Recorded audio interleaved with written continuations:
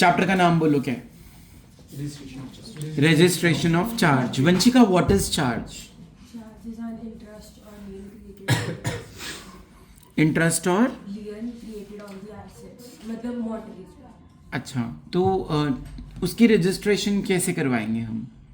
Registration उसमें dates थी, अगर 2 नवंबर 2018 से पहले करवानी है तो हम लोगों को 30 डेज मिलते हैं, एंड अगर 30 डेज में नहीं करवा पाते तो next 300 days. Very good. Then अगर 300 डेज में नहीं करवाते तो 6 मंथ्स फिर मिलते हैं with fees, prescribed fees.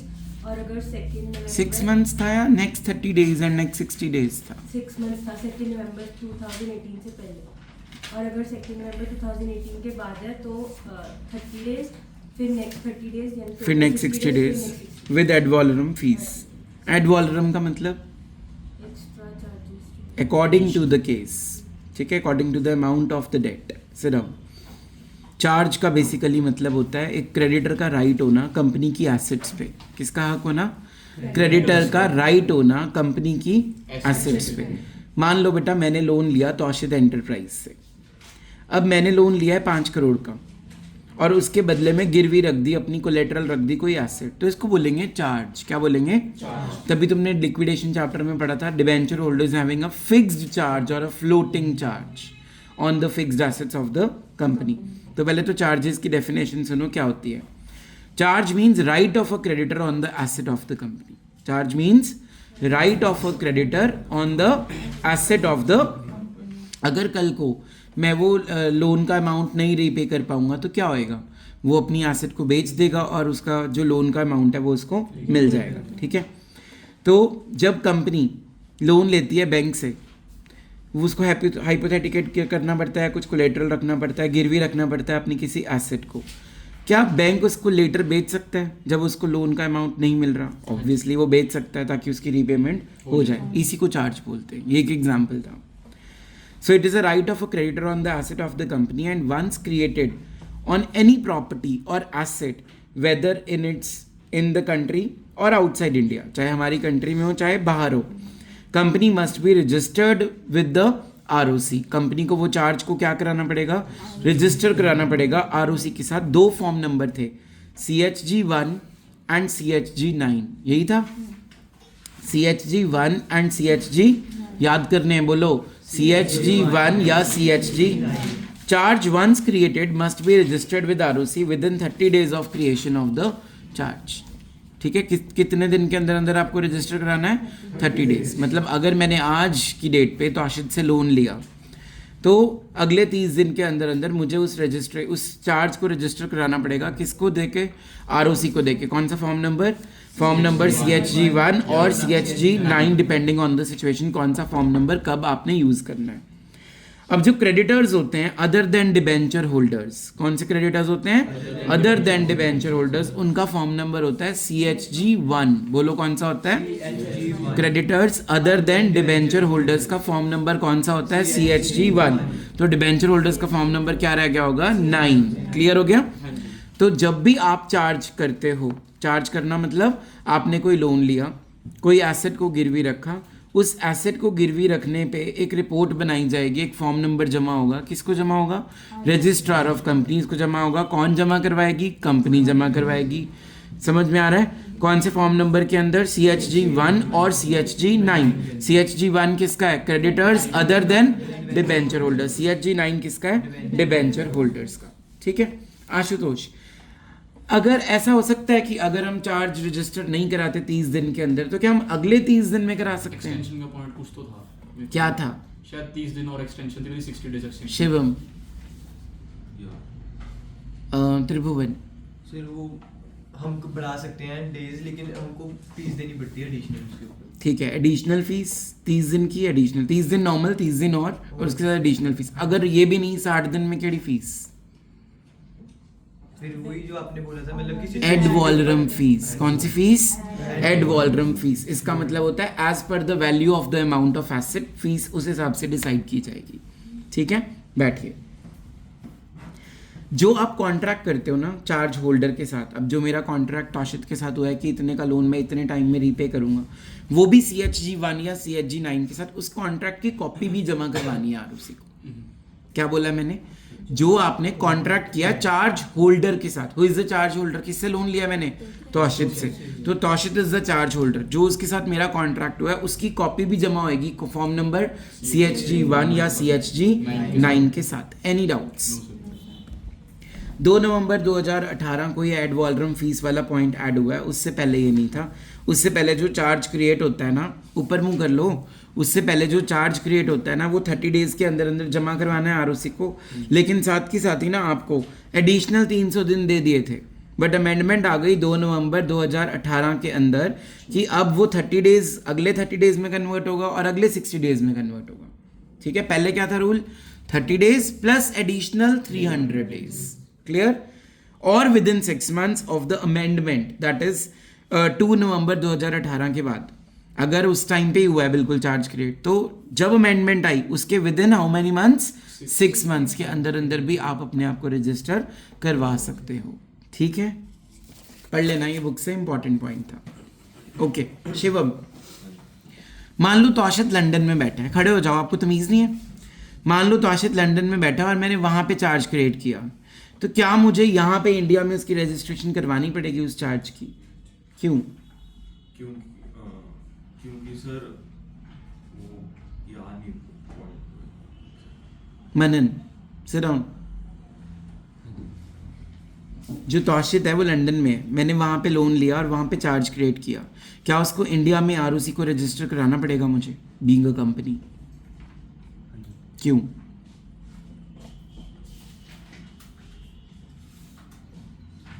Vanika, अगर करवाना पड़ेगा तो क्यों?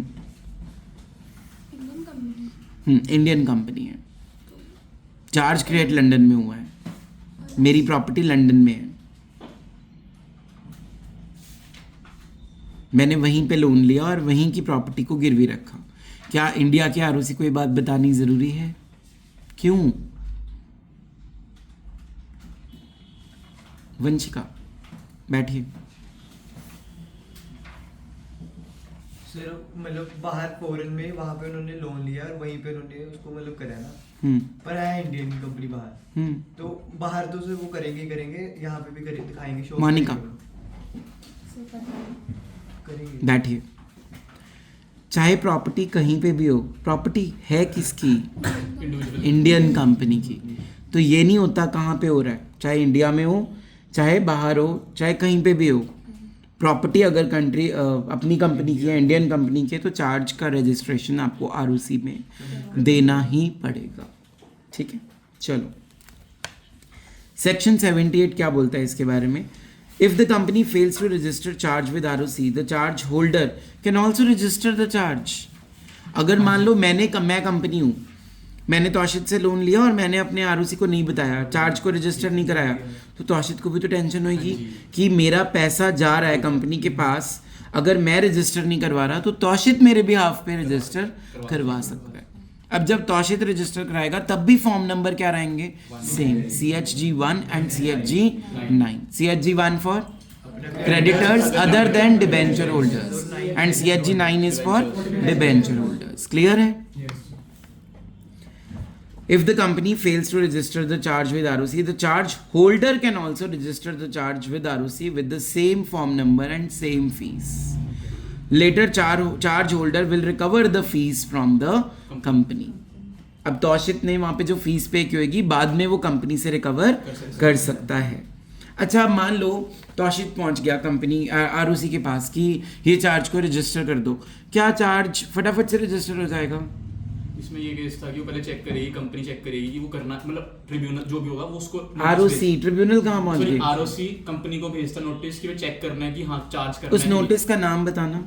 नाम नहीं मेरे को। Show cause notice. क्या बोलते हैं उसको? Show cause notice. कि वाकई में ऐसा हुआ है? अगर तो मैंने बेटा रिटर्न में दे दिया कि नहीं ये बंदा डिफॉल्टर है, ये फ्रॉड है, तो चार्ज रजिस्टर नहीं होगा, मुझे प्रूफ देना पड़ेगा। लेकिन अगर मैं कोई जवाब ही नहीं देता तो विद इन 14 डेज ROC उस चार्ज को रजिस्टर कर देगा। समझ में आया? कंपनी को पूछेगा पहले रजिस्ट्रार ऑफ कंपनीज की वाकई में कोई चार्ज क्रिएट करना है। अगर तो मैंने बोल दिया नहीं तौशिद झूठा है, फिर तो चार्ज क्रिएट नहीं करेंगे हम। लेकिन अगर मैंने कोई रिप्लाई नहीं किया या मैं रिप्लाई नहीं कर पाया या मैंने चार्ज क्रिएट करवाना ही था और मैं नहीं करवा पाया तो तौशिद ने मेरे बिहाफ पे जाके फीस जमा कर दी, तो 14 दिन के अंदर अंदर company will register the amount of charge in its register. Clear है? कोई डाउट? No sir. इस नोटिस को क्या बोलते हैं जो आरओसी कंपनी को भेज रहा है? Show cause notice. मैंने ना बैठे बैठे आंसर मुझे ये दो कि हमने ये पार तौशिद के हाथों में दी क्यों कि वो रजिस्टर करवा सकता है?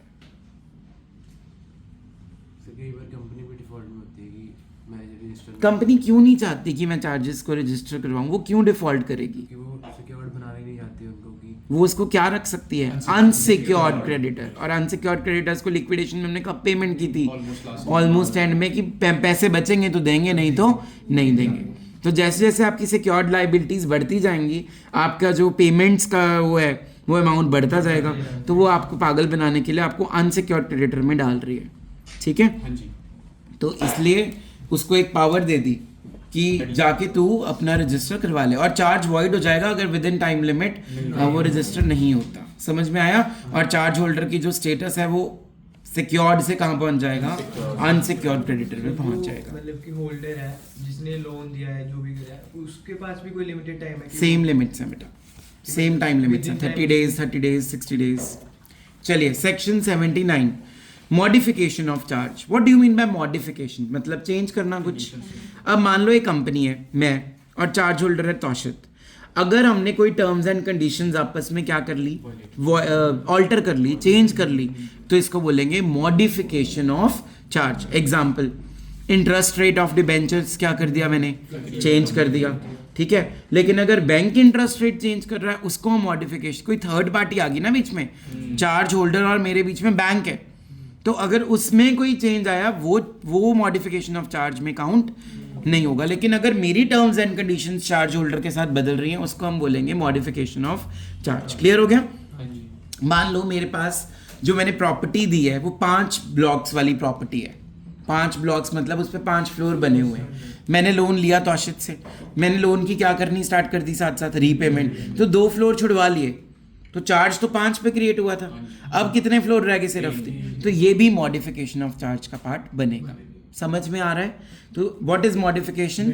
When you change anything material to the parties which is important for the parties, both of the parties, it is called modification of charges. Any doubts? No sir. अगर मान लो लोन का टेन्योर था 5 साल, मैंने 2 साल कर दिया, it is also called modification of charge. तो charge once modified again it should go to registrar of companies. पहले चार्ज क्रिएट किया, उसको रजिस्टर कराया, अब चार्ज को मॉडिफाई किया मैंने, उसमें कुछ टर्म्स एंड कंडीशंस चेंज की, that should also be registered with registrar of company. समझ में आया? Same form numbers INC 1 and INC 9। Any doubts? अब ROC की बारी क्या आएगी? जब उसके पास चार्ज का रजिस्ट्रेशन हो जाएगा या मॉडिफिकेशन का रजिस्ट्रेशन होगा, वो तुम्हें एक सर्टिफिकेट देगा कि मैंने आपका चार्ज क्या कर लिया, रजिस्टर कर लिया। ठीक है? तो वो जिस सर्टिफिकेट हमें देता है उसका नाम है CHG2 एंड CHG3। बोलो कौन सा देगा सर्टिफिकेट? CHG2 जो होता है बेटा वो होता है creation and registration of charge, और ये जो 3 है वो है मॉडिफिकेशन ऑफ चार्ज। जब आप चार्ज नया बना रहे हो तो कौन सा फॉर्म नंबर है? CHG2। जब आप मॉडिफाई करा रहे हो CHG3। CHG2 किसका है? क्रिएशन ऑफ चार्ज का। मॉडिफिकेशन का फॉर्म नंबर क्या है? CHG number 3। In form numbers में क्या मिलेगा तुम्हें? एक सर्टिफिकेट मिलेगा। कौन देगा तुम्हें? ROC देगा। सेक्शन 86 क्या कहता है? Consequences of non-registration of charges। अभी हमने डिस्कस किया, अगर चार्ज रजिस्टर नहीं होता with in the time limit, the charge will become void. वो सिक्योर्ड क्रेडिटर बनता बनता क्या बन जाएगा? तुम बुक्स में मत ढूंढो, मुझे सुन लो बस।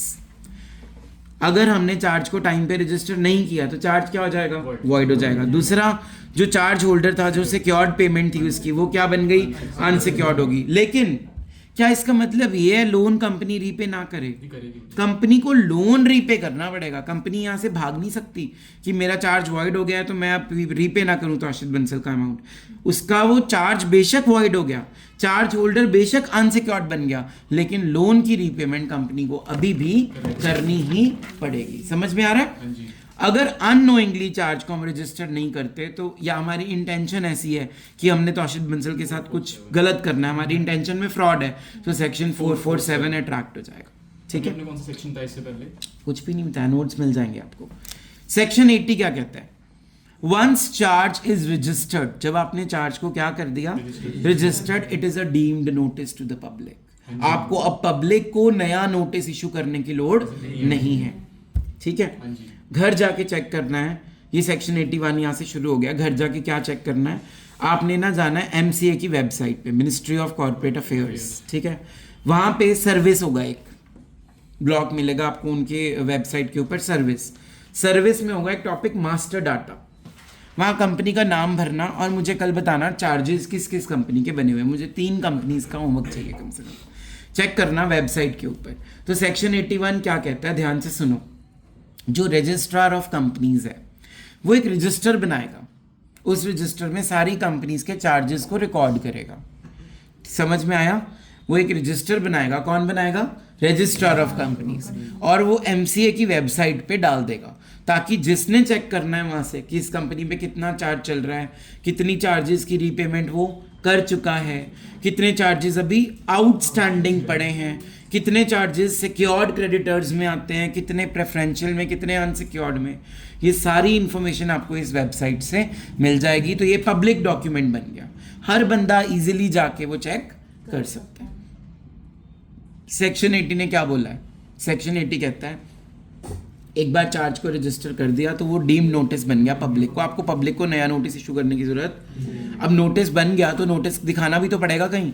तो सेक्शन 81 क्या कह रहा है कि ROC एक रजिस्टर बनाएगा कंपनीज का, उसमें सारे चार्जेस के रिकॉर्ड्स होंगे, लाइफ टाइम रखने हैं, वो डिलीट नहीं करने कभी भी, सारे रिकॉर्ड होंगे और वो MCA की वेबसाइट पे डालने, मिनिस्ट्री ऑफ कॉर्पोरेट अफेयर्स। समझ में आ गया टॉपिक? सेक्शन 82 कहता है सेटिस्फैक्शन ऑफ चार्जेस। क्या कहता है? अब एक चार्ज सेटिस्फाई कब होगा? जब मैं तौशिद का पैसा विद इंटरेस्ट उसको वापस कर दूंगा, रीपे कर दूंगा। ठीक है, तो जब कंपनी रीपे कर देती है अपना लोन चार्ज होल्डर को, उसको बोलते हैं सेटिस्फैक्शन ऑफ चार्ज। लेकिन जैसे हमने लोन लिया था तब ROC को बताया था, अब लोन रीपे हो गया तब भी मुझे ROC को, ताकि वहां से NOC का क्लीन चिट मुझे मिल सके। ठीक है, अब यहां कौन बताएगा? चार्ज होल्डर, कि मुझे पैसे अपने मिल गए। तो चार्ज होल्डर किसके पास जाएगा? ROC के पास जाएगा for registration of satisfaction of charges with in 30 days और 300 डेज एडिशनल, या 30 दिन या एडिशनल कितने दिन दे दिए? 300 दिन। अब यहां आपने फॉर्म नंबर भरना है, तौशिद बंसल ने CHG 4, कौन सा भरना है? और जो IFSC कंपनी है वो 300 दिन ही लेती है इंस्टेड ऑफ 30 डेज, उसके लिए बने ही 300 दिन है सीधा। नॉर्मल कंपनी के लिए पहले कितने दिन है? 30 डेज, एडिशनल 300 है। लेकिन अगर आपकी कंपनी कौन सी है? IFSC है, तो सीधा ही आपको कितने मिलेंगे? 300 दिन। क्लियर हो गया? अब मान लो आपने कोई डिले कर दिया, आपने उसकी सेटिस्फैक्शन ऑफ चार्ज नहीं ले पाया, आपने डिले कर दिया, तो आपको रीजन ऑफ डिले देना पड़ेगा, प्लस आपको एडिशनल क्या जमा करानी पड़ेगी? फीस देनी पड़ेगी। और अगर आपको अभी भी नहीं मिल रही, परमिशन नहीं मिल रही इस चीज़ की, तो इसकी कॉन्डेशन नहीं मिल रही, आप इसको बोल सकते हो कॉन्डोनेशन नहीं मिल रही। कॉन्डोनेशन का मतलब होता है माफ़ी। आपने एक अर्जी डाली तो वहाँ पे रजिस्ट्रार ऑफ कंपनीज को अर्जी नहीं जाएगी, वो एप्लीकेशन जाएगी रीजनल डायरेक्टर को। किसके पास जाएगी एप्लीकेशन? अगर वो आपका हियरिंग के बाद सोचता है कि ये वैलिड रीजन था, इन्होंने क्यों नहीं अप्लाई किया सेटिस्फैक्शन, तब वो ROC को बोलेगा दे दे भाई इनको सर्टिफिकेट। समझ में आया? तो पहले अगर आप डिले कर देते हो तो आपको किसके पास जाना पड़ेगा? RD, रीजनल डायरेक्टर के पास जाना पड़ेगा। वहां पे फॉर्म नंबर जमा होगा 8, CHG 8। RD के पास कौन सा जमा होएगा?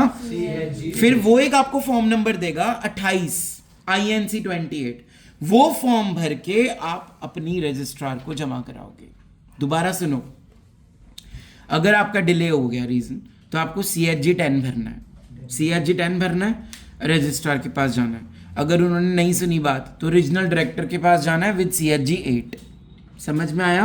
रीजनल डायरेक्टर अगर सेटिस्फाई होता है वो आपको एक फॉर्म नंबर देगा, form number 28, INC 8 plus CHG 4, 2 भरने पड़ेंगे, एक फॉर्म नंबर 28 और एक CHG 4। वो दोनों मिला के आप रजिस्ट्रार के पास जाओगे, फिर आपको वो सर्टिफिकेट देंगे कि सेटिस्फाई हो गया आपका चार्ज। समझ में आया प्रोसीजर के नहीं? याद कर लेना ये सारा कुछ।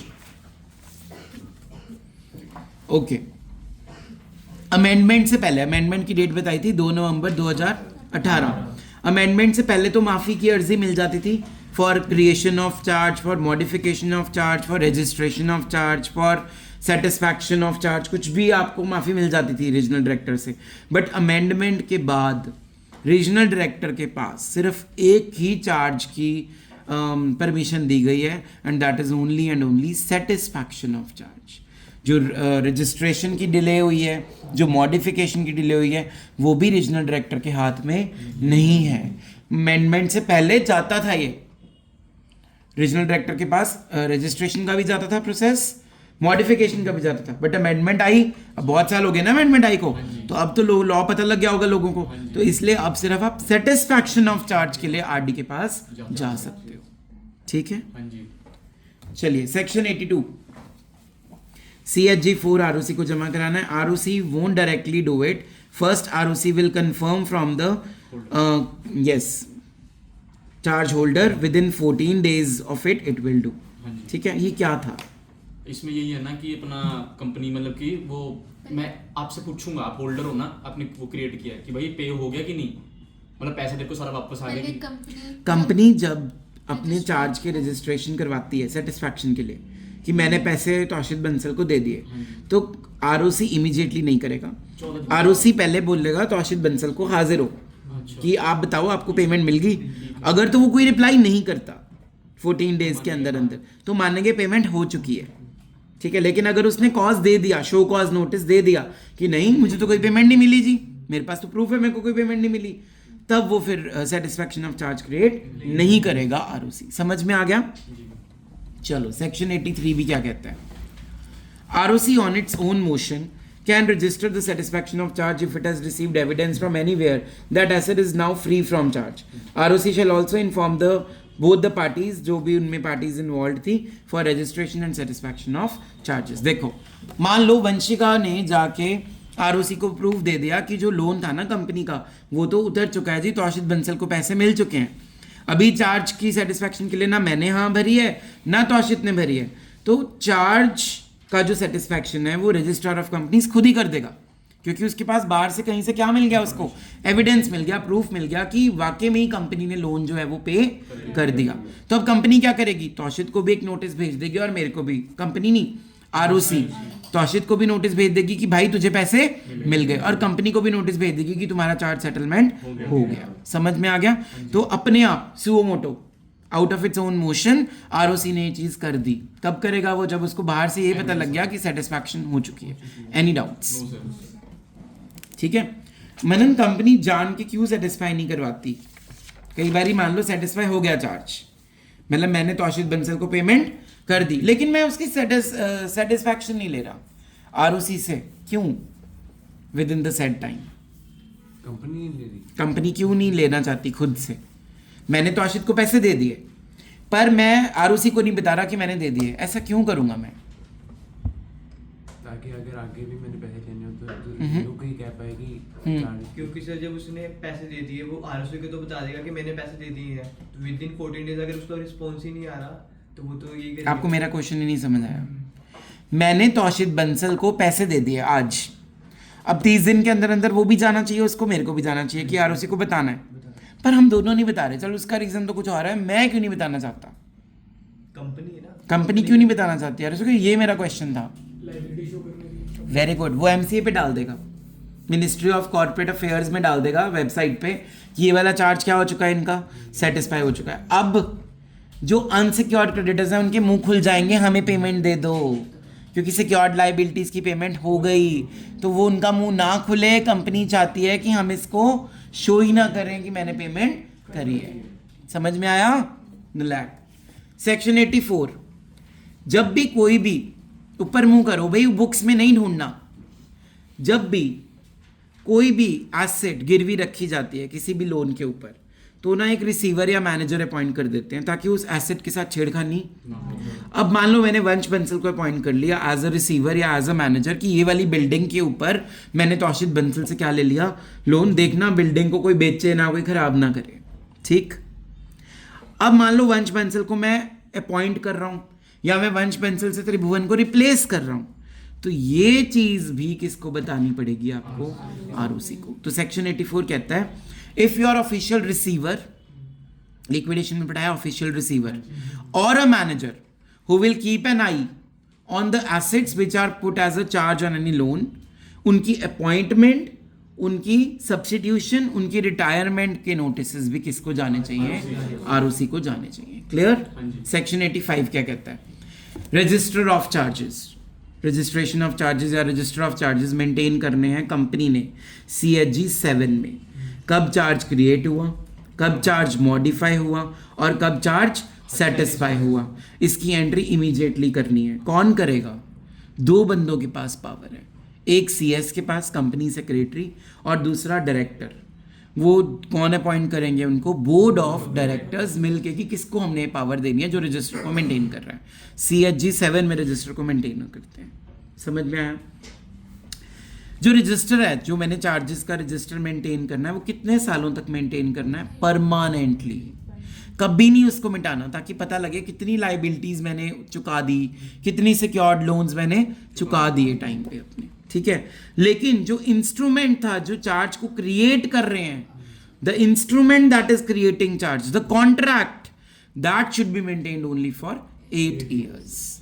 But the charges which are settled, which are coming, which are going, which are settled, which are modified, which are created, they will never be set off from the website of the company. MCA की website से वो कभी भी delete नहीं होंगे, plus हमारे register से भी कभी भी डिलीट नहीं होने चाहिए, वो परमानेंटली दिखने चाहिए। ठीक है। Members and creditors can also inspect the register of charges and instruments creating the charges, that is free of cost, वो कर सकते हैं। ठीक है। With this your chapter number 6 charges is fully completed.